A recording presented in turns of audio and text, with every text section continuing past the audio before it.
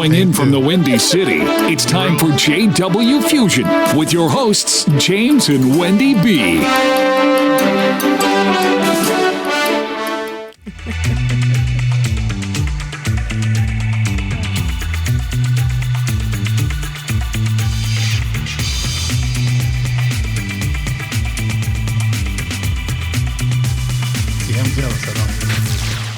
Welcome to this week's podcast of JW Fusion. I'm your co-host, Jay Carpenter Barnes, and I'm here with the awesome and magnificently brilliant Wendy B. Hey, the everybody. one and only. It's Wendy B. Hey, welcome. I'm excited about today. I'm so glad you're here. I'm so glad you're here. It ain't the same without you. I agree. I'm here to I'm tell going to you. receive that, you know? You put it in a box. Yeah. Put it on the shelf. It's genuine and for real. Yeah. I'm excied because we have with got one of your first of people all, here. we're gonna have an awesome show today. 'Cause Yeah. this man right here he has so many ideas. He's a tremendous writer. He's the founder and president of Chicago Black Authors Network, which I'm a part of, and he is he's sneaky brilliant. He's one of them guys. Yeah. He is. He's sneaky But he brilliant. doesn't keep it to himself. He doesn't He walk. shares it. You know, he doesn't walk around with the intellectual. You know, like I'm so smart. But he With the does smoking stuff jacket on and- that says, yeah. "Now, why do you think of that?" Yeah. You know? But he shares the information He does. He and does. the He opportunities, does. which is awesome, I mean, too. he's had this. How long has C-Band been going now? 9 years. 9 years. We're going to talk about that. Nice. That is amazing, and there's so much. There's some awesome things on the horizon that Darryl's going to talk about. But Welcome, welcome to the show. Mr. Harvey. Hello, everybody. Sorry it took so long to get you on here. Oh, it no. took way too long to get you on, but we got you, and I kind of think you might be back. So Yeah, let's I unpack agree. this, open it up, and you can begin. Let's hear about Mr. Who Darryl is Harvey. Darryl Harvey? Well, that's a question that's not really asked all that often. So it kind of strikes me funny whenever anybody actually asks me. So I was born and raised on the west side of Chicago. As I said, West Side. West side. Yes, indeed. What's sad? I grew up during the 70s at a time, you know, before all of the technology, all of the video games that kids are in the house, all before cell phones and The all that. distractions. Yes. So there was a time when you had to really use your imagination to have fun. Ah, yeah. So What a concept, huh?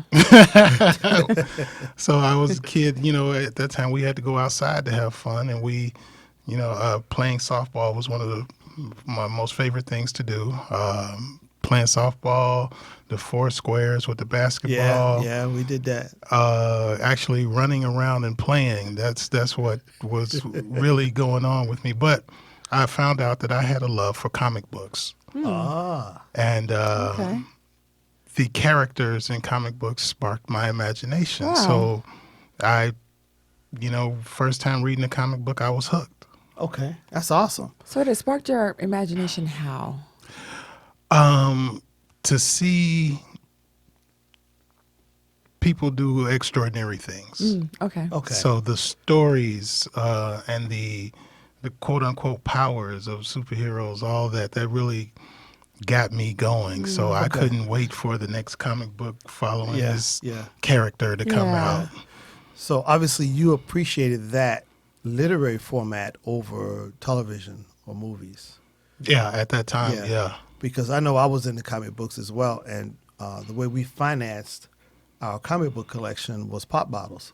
Oh, wow. Yeah, you can take them back and get the money. We would go up to Hilo grocery store and steal a cart, See? and then wow. we would borrow See? a cart.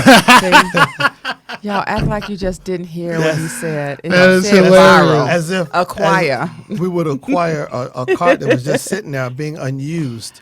How's that? Is that That's better. And we would go around the neighborhood and pick up pop bottles because you could get like the 16-ounce bottles with 2 cents, and the smaller bottles, and then larger ones were a nickel. That took you a long way, though, back in the day. It Yeah. did. You can buy. We bought. I had a stack of comic books. Wow. My grandmother got angry with Should've us and kept threw them those. all out. Oh, no. Yes, she Wow. did. We had some of everything. Oh, Man. that's horrible. My grandmother was from down south, and she didn't play, and we didn't know that she would really do what she said. Oh, okay. You learned fast, didn't you? Oh my You God! learned real fast. Yeah. Well, so here's the thing. After I began this love affair with comic books, I read. Okay. And, I read a lot, and I was able to, I don't know, it kind of reading, and the whole reading and English combination, connection, or whatever. Yeah. As a kid in elementary school, because of this, I excelled Okay. in reading and English. So I could tell, a lot of the common mistakes that even adults make now, I was correcting back then because of my reading. Yeah. Okay. And So people, I don't think people give enough credit to reading. That early reading It's not is just reading; huge. it's learning. It's Absolutely. expanding your box that you live in. You're training your mind to comprehend. Reading is so Exactly. important. You really are. And the And- fact that you did it as a child, that's huge. Now, what age do you remember? If you remember, about what age were you when you first started reading? Do you remember? Was it like kindergarten, first grade, second grade? No, I wouldn't be able to recollect that far back. But I just knew that I know now that looking back, I was probably I don't know, 4 or something like that. Because that was about the age for me, because Yeah. my mother worked for a wealthy doctor, Dr. Sinaico in Hyde Park. And they were, the people say they were old money. They were extremely wealthy. And so their sons had grown up to a size where they had boxes and boxes of books that they'd given them, because Jewish families are big on library.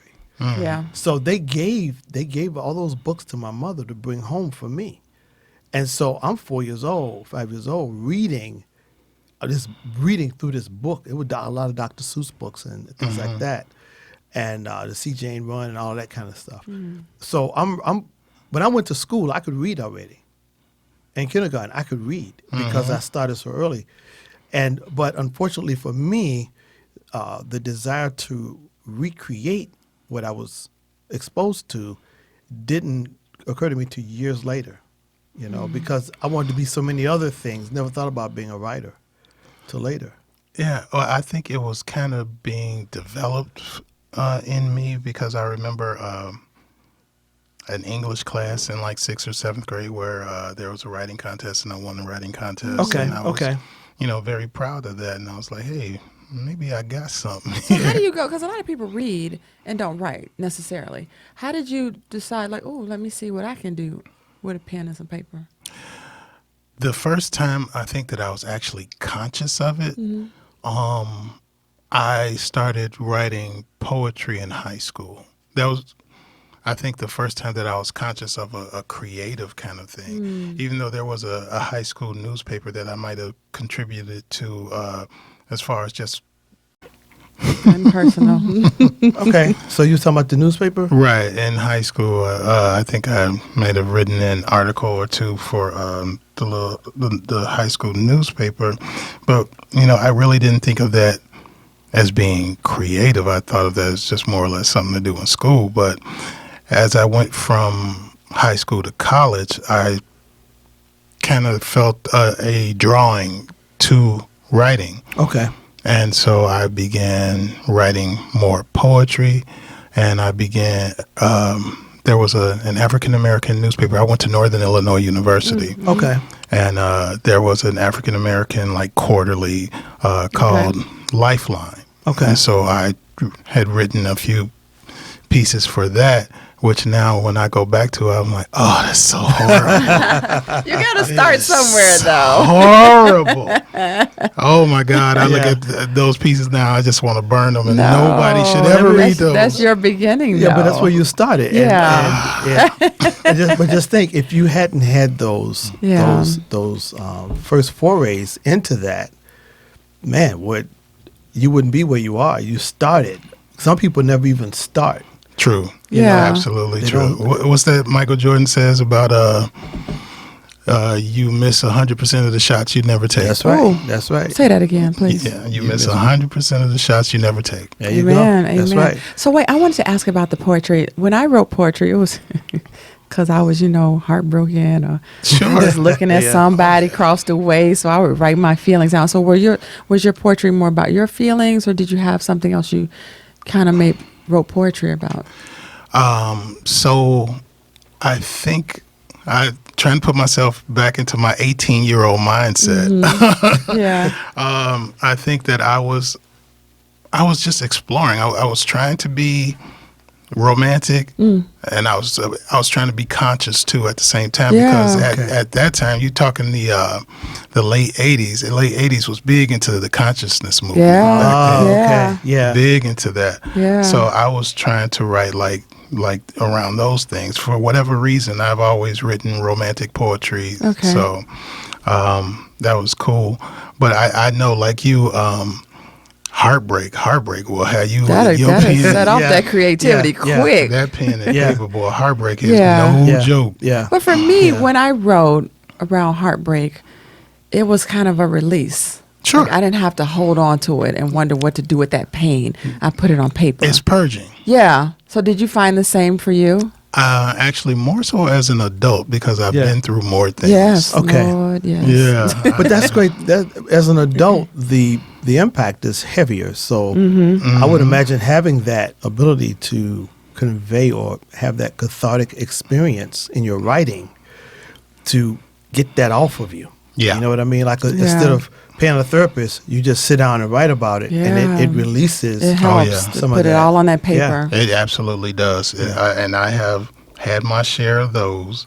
Some I shot myself in the foot. Some other ways, but I have had my share of those, and I've managed to write it out and try to get rid of it. To let it go. So have you found people were receptive? I assume you found people were very receptive to your poetry that you kept writing. Yeah. He said, yeah. And I have to say, those people that love my stuff back, or like my stuff back in the day, they probably were just as young as I and didn't know what they were, reading. Yeah. But so so throughout college, I did that. I also majored in journalism. Okay. And I wrote for our college paper as well. But when I got out of college, I was doing all of the journalism things in college, but I didn't connect to that outside of college, and I got involved in social work. Okay. Oh, okay. And you took a turn. I took a turn, and it's. So tell me this, because so many people go to college for a certain major, with certain dreams, to come after. And so many graduate and they end up in a field like you did. You're in social work. So how does that happen? What was your idea when you started and went through college as a journalism major? What was your idea that your life would be after? And then what happened that you're like, ooh, social work? I actually was aiming at being a radio broadcast journalist. Really? Oh, wow. Wow. Yeah, because I had a radio show in college. Okay. Oh. And I even did the television portion. I'd done our college program. Okay. And I'd done the news and everything. Yeah. Wow. I'd done all of the broadcast journalism. That's what my degree is in, broadcast journalism, Okay. my undergraduate degree. And but for some reason, it just didn't connect outside of that, and I still had to get a job. So social work came along. Yeah. Have you thought about doing a podcast? I've been thinking about that. I've been thinking about trying to so make don't time think to do too that. long. You should, Just man. You do should. it. You have so just much to launch into it. give. So much to share. I can help you with what you need to do, how to do it most inexpensively as far as the tech aspect. And there's so many platforms out there now that you sit down, you do it. There's so much out there to enable you to do it. It's just sitting down, learning the tech, and then once you have it, it can do so much to promote your writing. Yeah. It's like Earl Sewell. He was on this show a couple of times, and his podcast is now, he does a series. He does live readings of his performances of his works, and what happens is he creates episodes of them, and they're being played in Indonesia. Yeah. Oh wow, that's amazing. Yeah, and so there's interest for his books in other parts of the world from his podcast. That is amazing, and I had Earl at the Books and I know Brunch that's where I met him. That's where I met him, Yeah. and so I would say that it's something you could take under advisement. It'd be because you got to. If that's your background, you have the tools. You know what I mean? Knowledge, And education. you have the love and the passion for it, obviously, which you have to have to stick with it. you know? I have been thinking about that. I got a couple of projects that I need to complete first, and cross off the to-do list, so to Yeah, speak, yeah. and then get into that. Okay.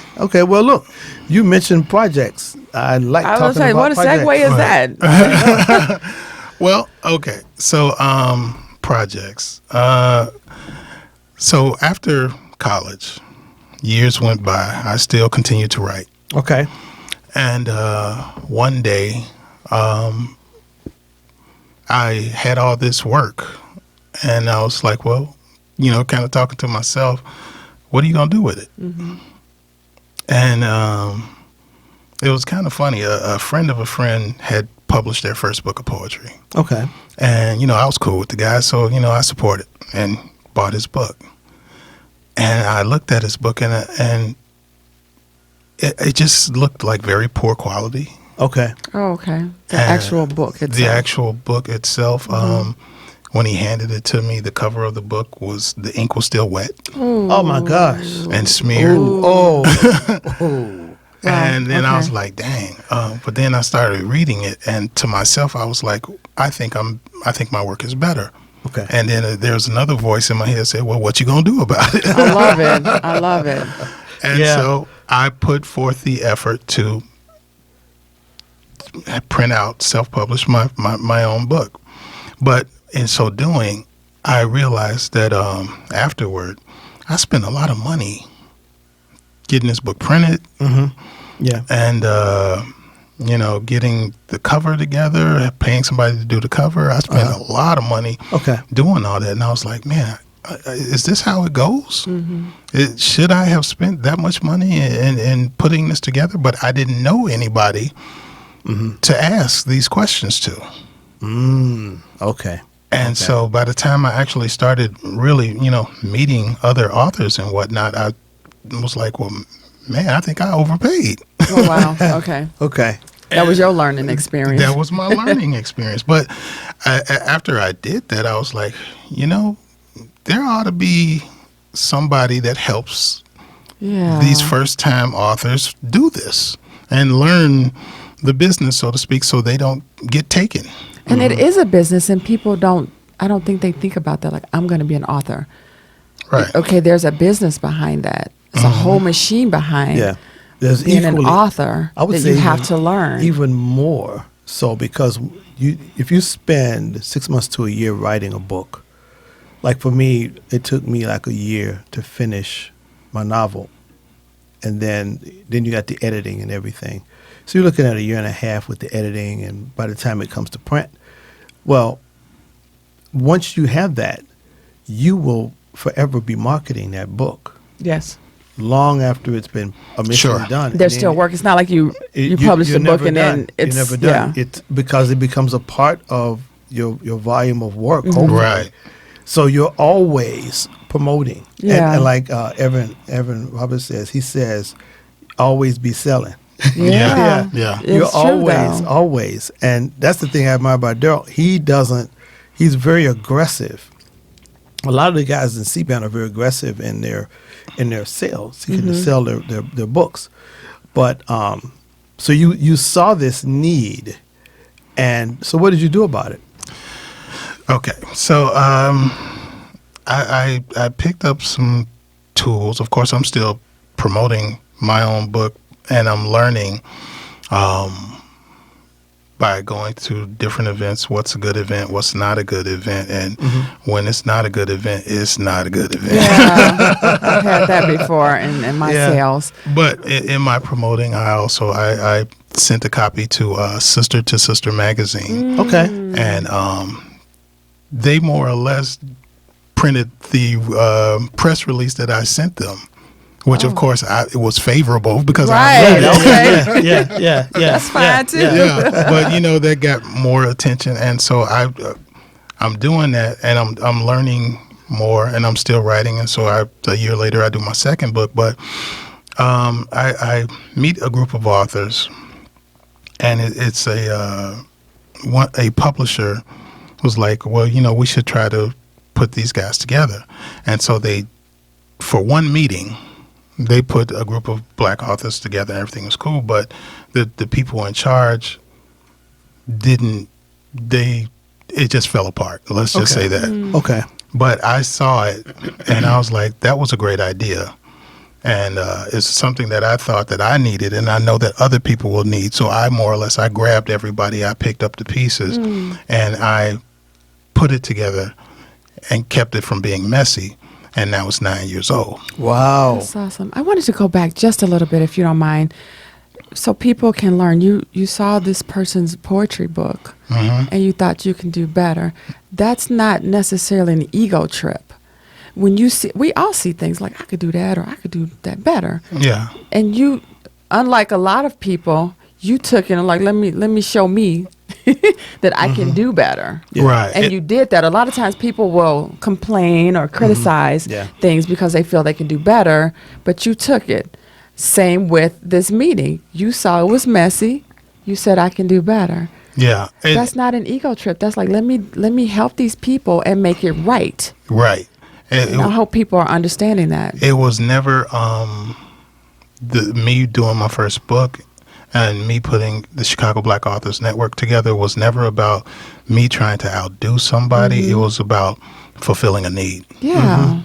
But so many of us see a need like, I don't even like that. That don't make no sense. And then you go home. What are you going to do about it? Yeah. You are a person that does see something, thinks to yourself, and then you do something about it. Yeah, and that's in pretty decency much, and in order. That's kind of sort of, I guess, who I am. I say to myself, if you know that there's a need and it's not being fulfilled, create it.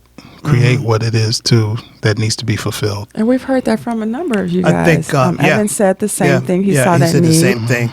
And that's the same thing with me. The novel that I wrote because it's something that I would want to read. It's a subject that I would want to see written in a novel format. And so that's what I did.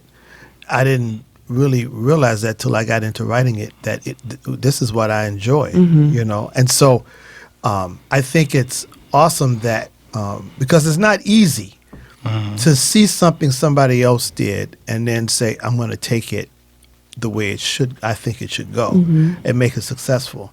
It's the same thing with the 4-minute mile. For years, nobody could crack that 4-minute mile until William Bannister did it in the 50s, and he got it in his head. I can do this. He's looking at everybody else unable to do it. And once he did it, then I think it was like 18 people did it within the next year or so. That's the key. You have to make that decision to do it. Yeah. It starts with a decision. And I'm going to tell you, like what's happened with C-Band is has been a blessing to a lot of writers. Yes. I know that to be a fact. Even though some of them may not still be a part of C-Band, they were strengthened, enhanced, edified, educated, encouraged. When you see somebody else doing something and you get that's how you do that. That's how you crack an egg and don't get the shells in the bowl. Yeah. You know? And so that's something I would say, and that's what I salute Darryl for, and I support C-Band, and my desire is to see the organization go to a new level. I'm sorry, not a new level, because a new level means you go from floor 1 to floor 2, but to another dimension. Yeah. Because I believe it can be significant in Chicago. Yeah. You know? So, in putting the Chicago Black Authors Network together,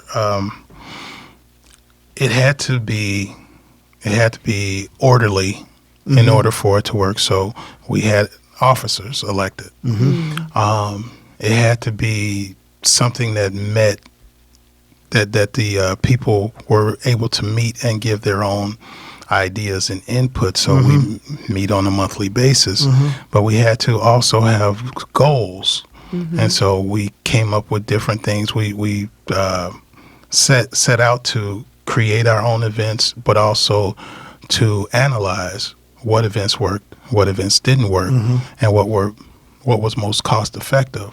And so after going as a single artist for a while, you learn that, hey, if I go to this sorority event it's going to cost me $700 to participate. Yeah, events are not cheap. Events are not cheap. Yeah. So we learn to work together. And so when we go into things together, it's cheaper and we are able to profit.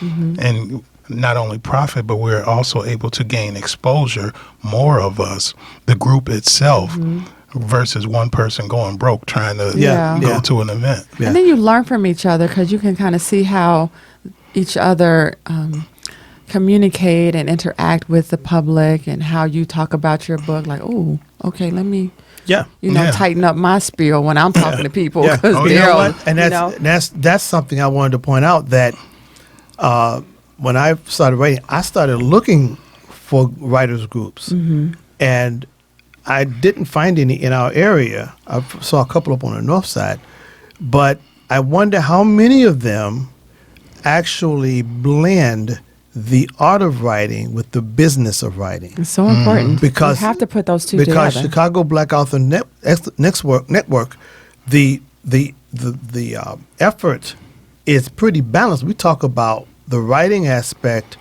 but a lot of times we spend a lot of time talking about the business aspect. Now, Sure. okay, touch a little bit for people who are listening. You guys, I'm a new author.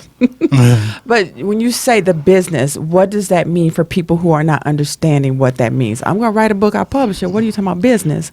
What does business mean? I think writing the book is only the beginning, because if you're actually talking about you're going to write a book and then you're going to sell a book, you have to know what that means. And so that means everything from the costs of production.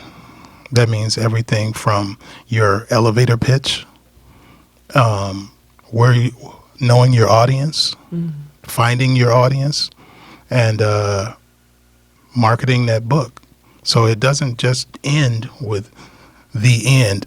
No, it Right, does you don't not. write the book, It it does gets not. published, and that's in a store, and then it takes off. It doesn't work No. like that for most No. people. No. No. Yeah. And a lot of people, a young lady mentioned this yesterday at our meeting. She said when she wrote her book, she said, I just thought I would sit back and it would become a bestseller. Right, Yeah. right. Yeah. And there are people who don't sell many copies because they don't think they have to do anything else. You just write the book. Even Kimberly Lawson Roby, she was on our show back late last December, year. I think it was, and she was sharing with us how she has a major publishing deal with a major publishing house, and she still has to get her own books edited because she doesn't trust the editing of the publisher. She has her own. I mean, you have to be in charge of your own baby. She does a content Yeah. editor and a copy editor, and then she still markets her books. Yeah. Yeah.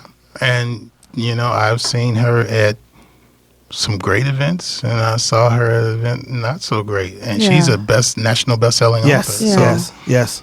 You have to really be careful, and you have to know where the events. You have to research where you for people that aren't hooked up with $1 million contracts with publishing companies. You have to get out and grind. You do, Yeah. you do. And there's only maybe what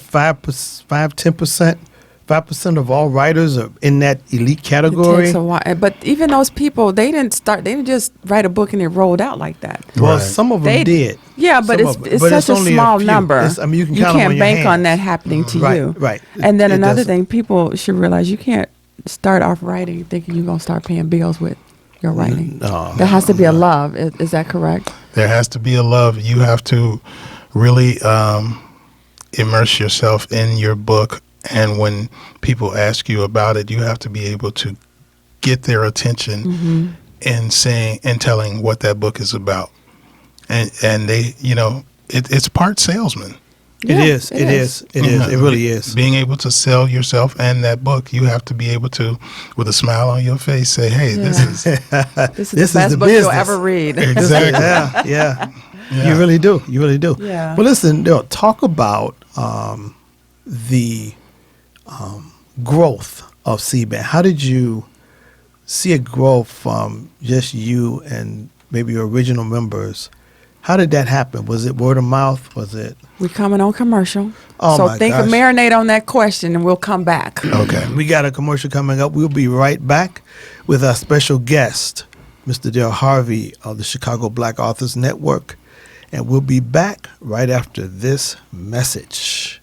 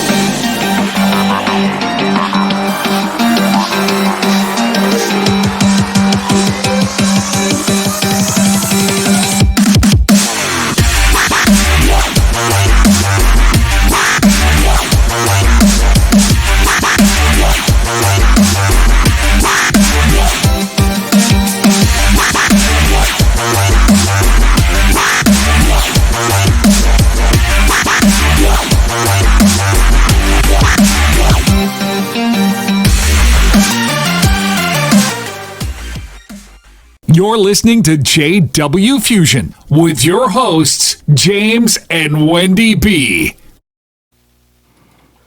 And we're back with our guest, Mr. Darryl Harvey of the Chicago Black Authors Network, the Books and Brunch Gala, and some other awesome stuff he's about to talk about. So go ahead, open it up, Mr. Harvey. Okay. So after doing the Chicago Black Authors Network, and after publishing a few books of poetry, I work in social services. Mm-hmm. And I was mentoring a young man, a small boy, like 6 years old, and everybody in his life was female. Mm.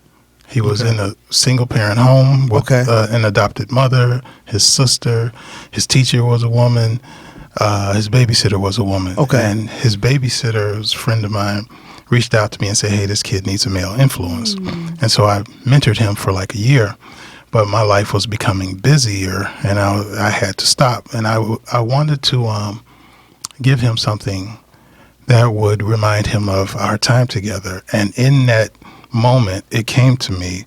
I write poetry. I wrote a rhyming children's story. Okay. That's awesome. Wow, that's cool. Yeah. That's awesome. That was my first children's book called I Can Do Anything. Oh, wow. What a title. Right. Yeah. That is powerful. Yeah. And what's powerful is someone had the presence of mind. Because when I was newly divorced, although the children's father was in their lives, I wanted to ensure that my son had a positive role model, male, in his life. So you couldn't come in the house if you wasn't on point with your stuff, because young boys need that. Exactly. A woman cannot raise a man.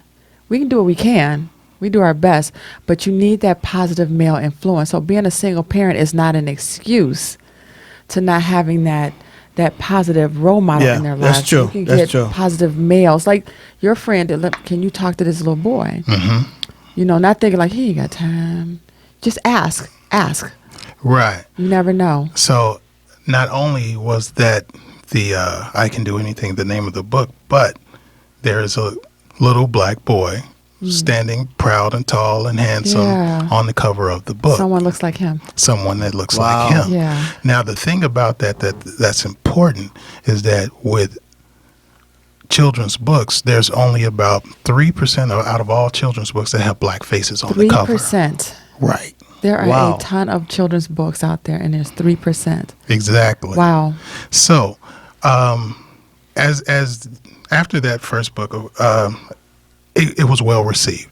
Mm-hmm. Sold out everywhere I went. People were mothers, parents, teachers excited. People are hungry for that. To see little black kids on the Standing cover proud. of books. Yeah. Right. So I've written a few more books down the line, and me living in Chicago, I know Chicago. Mm-hmm. Okay. I know every nook and cranny, every side of the city. And it occurred to me last year that in Chicago, we've kind of got a discrepancy when it comes to services for our people. Mm-hmm. You have on the South Side a wealth of events, a wealth of opportunities for our different people. But I looked at the West Side. Mm. The West Side doesn't have that same amount. I'm not going to say they don't have anything, but it's not balanced. It's not balanced. Okay. So I decided to try to put together a book fair on the West Side for Black children. The books would be written by Black people. They would have Black images on them. They would have Black stories, and I called it the Black Child Book Fair. That's awesome. Okay. And so I had that event in February of this year, 2019, and it was an overwhelming success. I'm so sure. Yeah. An overwhelming success. Focused strictly for Black children. Yeah. And several of the authors that were there sold out of their works. You not only saw parents, social workers, teachers with Black children with them, but you also saw the blended families. Okay. That's good. The mixed families also came out because they want to have something for their kids to identify to as Black as well. Yeah. And reading for children, I know for me, it expanded my imagination of what could be. Mm-hmm. I lived in the inner city on the South Side, and I just knew that 1 mile radius around my house. We went downtown for certain things, but that's what I knew. Right. And a lot of people stay. Like, I'm sure if I go over there, I'll see people that I grew up with. Yeah, I've done that. But for me, reading and understanding, like, even if it was an imaginary world, it was a world outside of what I knew. Mm-hmm. So then I had that craving, like, let me see what's out there. Mm-hmm. Right. Let me step out a little bit. So that expands your confidence, especially when you can see, like, I didn't see I read there was all the white girls in my book. But, I still had that idea, like, I want to know what they're talking about. But you know what that does? Because I have, like at the Lit Fest, I wasn't there this year, but I was there last year. And I found that so many people of other cultures were interested in Black literature. Oh, yeah. I mean, seriously interested in purchasing and buying the materials. Because what that does is it expands their world. A good parent is always seeking to expand their child's world. Yeah. That's why they go on vacations. That's why they, take trips here and there so that they're not limited, like you're just saying. Yeah. The statistics that I heard about that section of Chicago out south I told you about, I don't want to name it, but they did a study, and they found that the people in this area, they 2 and 3 generations that never leave that area. That's what they know. They're born there. Yeah. They go to grammar school there. They go to high school there. They go to church there. They even grocery shop there. And that's as far as they go. They don't go. Even in the suburbs, I know people who live in our area. They grew up. They went to school in our area. They worked in our area. They went to college close by. Yeah. They came back and they work. Yeah. So that's just all over. But reading just makes you want to know a little more. It expands your world. It really does. It really does. So that's awesome what you're doing with that children's book fair. So I assume that there's more to come. Yeah. So on that front, like I said, I've written a children's series that I call the Sunflower series. Okay. And I'm 5 books in on that have different it's a social emotional learning lesson in each book. So we do bullying, working together, self-esteem, all of that. Important. I'm working on book number 6, which should have published probably by Christmas. But with the Black Child Book Fair, which is what I call it, after the success of the one earlier this year, of course, there's going to be another one in Chicago next year. Yeah. But during my travels throughout my career as a writer, I've gone to different cities, and I've noticed, Chicago is a major city with Black populations, but it's not the only one. Right. and Everywhere. it has things in common in different cities, different major cities. So what I've decided, or what I've put into motion for 2020, is for a 3-city Black Child Book Fair tour. What did he say? Yes, he did. What did he say? That. Yeah. Say it again. I've created a 3-city Black Child Book Fair tour. In hopes of what? In hopes of gaining more exposure for our Black children to these different stories by these different Black authors with books that have images of people that look like them. I love that. So, will you be connecting with authors in the other cities, Oh, or good will you have question. a troupe that travels with you, or what is your objective? All of the above. I love it. He like all that. All of that. I like all that. All of the above. So right now, what it looks like is in February of 2020, February 1st will begin in St. Louis. Okay. February 8th will be in Chicago. February 15th, Indianapolis. Okay. How can people find out about these so they can make their plans? They will have to go to my website. I'm going to make a formal announcement on Facebook and other social media platforms actually tomorrow. Okay. So where can they find you on Facebook? Facebook. Tell your business. Where can we find out about this man? Darryl Harvey, author. Okay. That's how you find me on Darryl Facebook. Harvey, author. Okay, write that That's down. on Facebook. That's on Facebook. The registration information will be on my website, which is harveywritersgroup.com. Okay. HarveyWritersGroup.com. Yes, Okay. sir. And then while we just putting out the information, where can we find all these books that you're talking about, that you've written, the poetry, the children's books? On harveywritersgroup.com. She said, just go to the website, Go y'all. to the website. Okay. The website is actually has been updated, or has been being updated in this past week, and it will be published tonight. Okay. Awesome. Y'all better Awesome. be ready to get on this. I love all the work that you're doing for kids, because that's where you got to catch them early, Yes, you You do. do. so that they can, once they start dreaming, it's hard to stop them from dreaming. Yes, indeed. Well, the thing is to get them to start dreaming. I think that's Right. part of the problem with some of the teenagers now. They don't have any dreams. They don't have any imagination. They're or looking at right dreams. now. They don't know how to project into the future. They're so concerned with living right now, with Yeah. surviving right now. They don't. I used to dream. I wanted to be a pilot. I wanted to design spaceships. I wanted to do a lot of different things. Yeah. But my mind was out there, reaching. And I think a lot of the kids now, I don't think they're doing that now. I think there's so much, especially in the inner city, there's so much fear. There's so much anxiety, and people don't have peace. I mean, like Darryl was talking when he grew up. When I grew up, I mean, things were so different. You went outside, you went out to play, you did this, you did that, Yeah. and there were no video games. Right. And you couldn't. You can't really go outside nowadays, It's depending tough. on the It's neighborhood. tough. It is is tough. sad. And I think for some kids, in today's society, they suffer a lot of trauma, Yeah. and they suffer it early. Yeah. Yeah. Too Yeah. early. And it causes a lot of depression, and it's a lot of stuff weighing on a lot of our kids. I mean, I've been working in social services a long time, and I've seen a lot of things that are very disturbing, and it Okay. stunts a child's growth emotionally.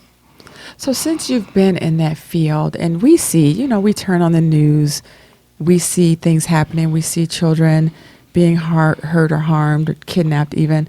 From your standpoint, what can the average person do? Like, I know, like, as a parent, I've always, like, I moved out the hood, love my people, but I had to go. But I wanted to raise him in a way that was slightly different. Sure. I moved to the suburbs. I made sure he was a reader. I read to him when he was younger. We talk about, he wanted to go to Scotland. And Yeah, I he went said, to Lord, okay, how much is the bill? and it was necessary. And I was blessed, and I get that I was able to get him there. And so his imagination just exploded. Yeah. He Okay. wants to travel, which no one told me. So for me, and I tell every young person, you have children? You married? Okay, travel. Yeah. So that's just my little piece. Like you come in contact with me, I'm gonna tell you to travel, Yeah. because it Yeah. It makes expands a so much. difference. It makes a difference.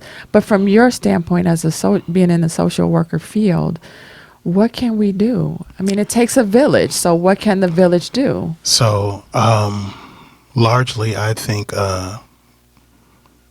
mentoring Huge. and volunteering. Yeah.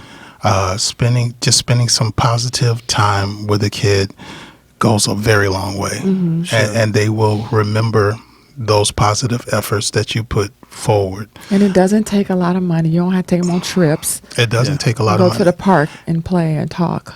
There are a lot of social work agencies out there that are looking for just volunteers just to do anything, like a chaperone or something like that. Okay. That helps. Okay. Yeah. That It does. helps. It makes a difference. It does. I taught Sunday school for years. I had first I had 12-year-olds, then I had the 15-year-olds to 19-year-olds. And most of them were 17. There was a few 19-year-olds. But that relationship and that opportunity to share life experiences and life skills with that group of teenagers. We used to do plays. We did a lot of different things. On Saturdays, we would open up the gym, and other kids would come from the community, and we would talk, and we'd pray together, and we'd play basketball together, and it had a tremendous impact. And a lot of those young men, even to this day, I run into them, and they're living successful lives. They have wonderful families, and so that little bit that I did, I believe, contributed to that. And it's what you're saying is so very true. Spending that time and giving of yourself to a young person's life, it impacts them, especially if you are a person who has accomplished some things, or you have that, there's a spirit you carry, a spirit of authority, a spirit of success. Where I grew up, I didn't see that. I didn't see success. I didn't know what it was. As far as travel, I traveled from Chicago to Mississippi every summer, and then back to Chicago, and then back in that same neighborhood. There were things about the world I did not know. Right. I even did a survey. I told you about the survey I did on my job years ago. Yeah. I asked a few ladies they grew up in the South. They came to Chicago. They're working in a factory. I was working there while I was in college, and so I asked one day. I said, "Do you think there are more black people or more Caucasians in the United States?" And they said, "Oh, it's more black people," and that's what they believed Because that's their world. because that was their experience. Yeah. Wow. And these women were in their 40s and 50s And should know better. and should But know they better. do. But then if you're growing up in a generational environment where mama was from the hood, daddy was from the hood, their parents, it keeps going. So you don't really have a reason to step out and know anything different. So as a parent, you have to know, there's a world out there. Even if you can't take them, expose them through books, find someone to mentor them who has had some experience. Right. There's a way, but if you're generationally in the same environment, then why would you know anything different? Yeah, there's no growth that way. And it's okay. Like we all was right here. This is the house my mama grew up in, and her parents, and whatever. But if that's huge. If you don't actually work in that field, those are some ways that you can help.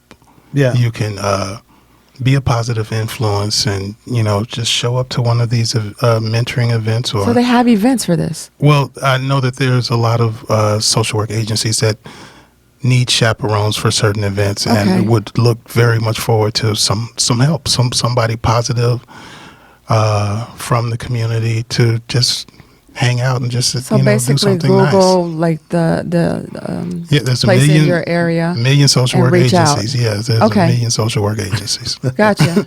But there's one other event that I'd like to talk about. Sure, Come on. please do. So the Books and Brunch Gala, Okay. which is not for children. I mean, not that it's not. It's for the grown-ups. It's okay. It's a very nice grown-up event, and so what this is a book fair with a little more formal feel to it. I know you said gala. Yeah. So the Books and Brunch Gala.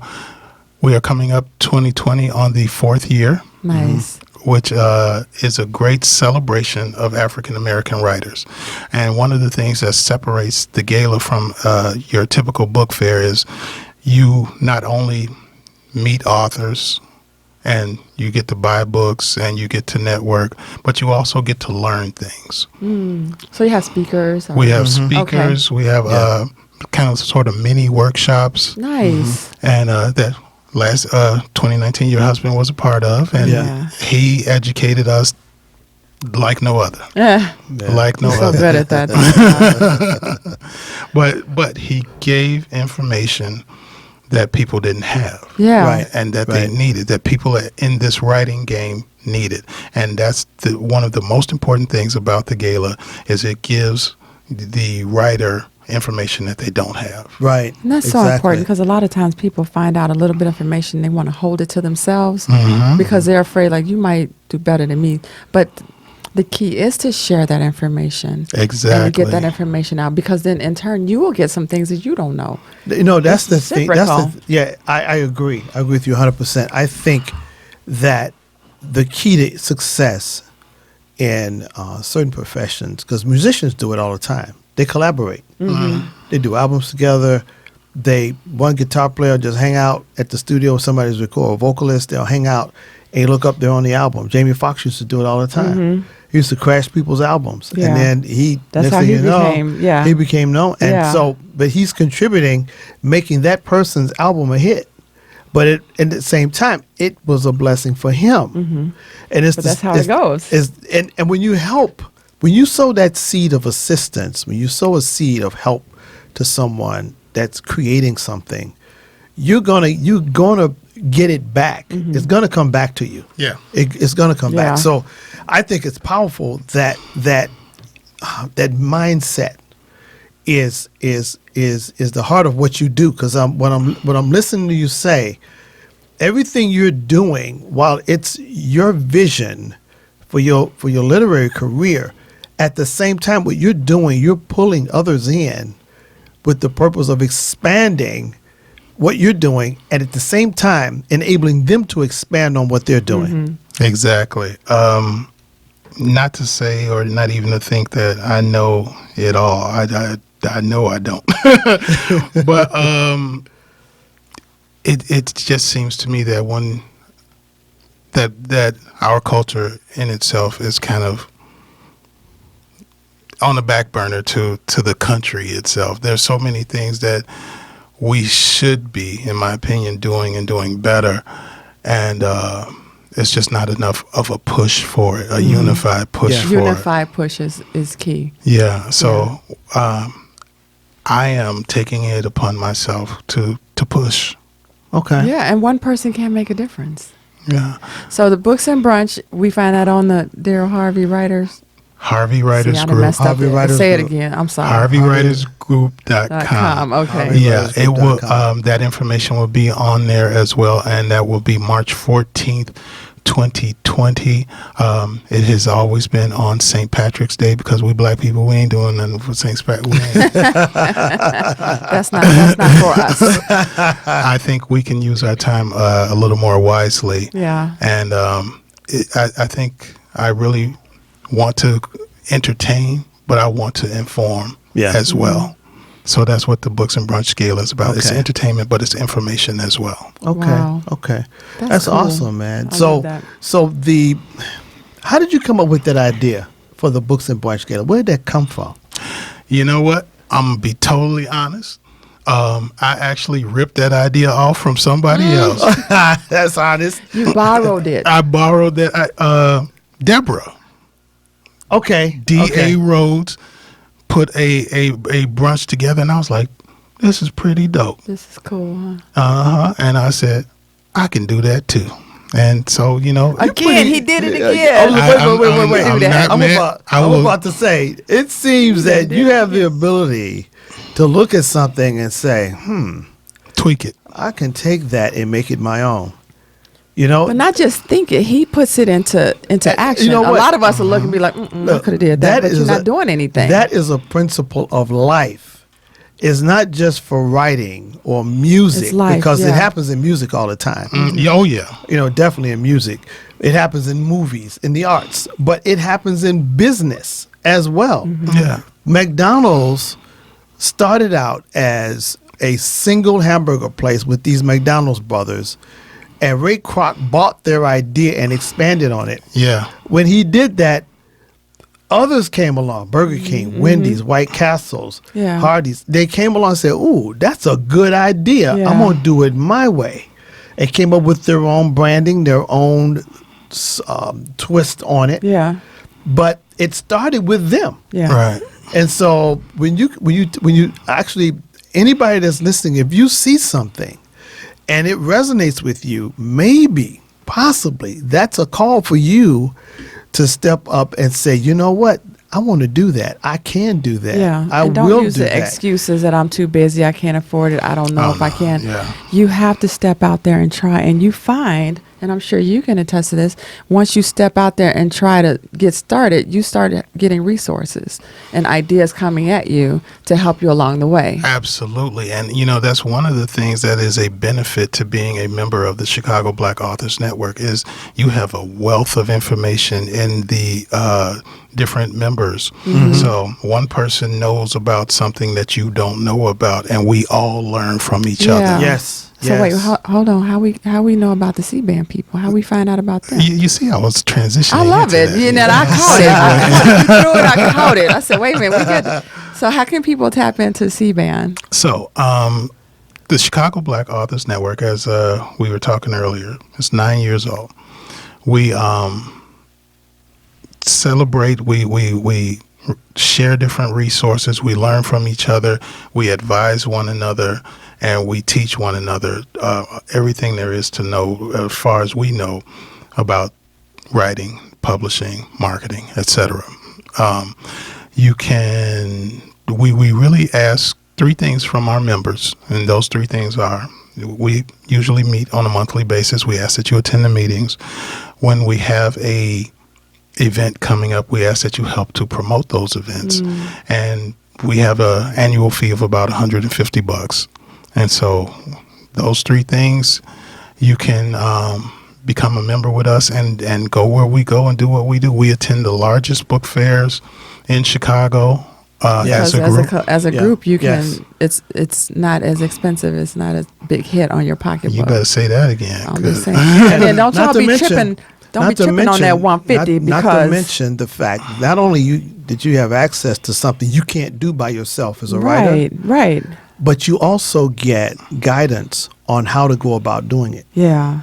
That's huge. Yeah. That's even more important than the opportunity because once you go to something like the Books and Brunch Gala or the Lit Fest. That's huge. That's the largest book fair in America, I want to say. I don't know about America, but it's definitely I'm the gonna largest. Do my research. I'll get back with you. It's the largest outdoor book fair in the Midwest. It is. It's huge. But the information that you garner, just being there, you learn so much about what you don't know, and you get an idea of how many books are out here. There's the research that I read. They said there's between 600,000 and 1 million books published every year.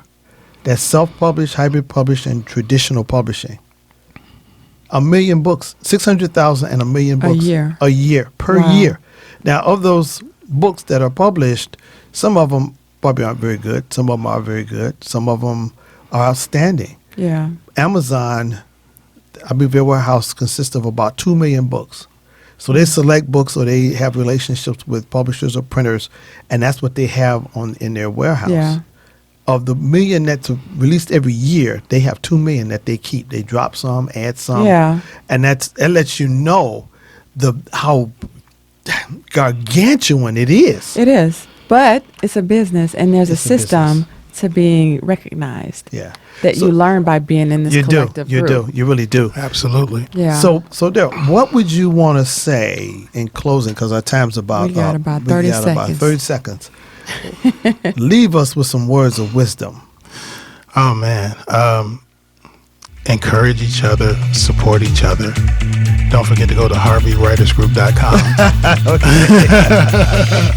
I love it. Well, this has been a pleasure. You have given us so much information, and we are going to support and go to harveyWritersGroup.com. I just want to see it all the time. Y'all go there and just learn about everything that you do, and it's a blessing to have you in our world and helping us to come up. Thank you for that. Thank you. I appreciate it, guys. So listen, until next week, 6 o'clock p.m. on the Artist First Radio Network. I'm James H. Carpenter-Barnes, and I'm here with Wendy B. Mr. Darryl Harvey, our very special guest. Thank you for joining us. We'll be back next week, right here. See you. Bless you. And continue to allow God's grace to flow in your life as a mighty river.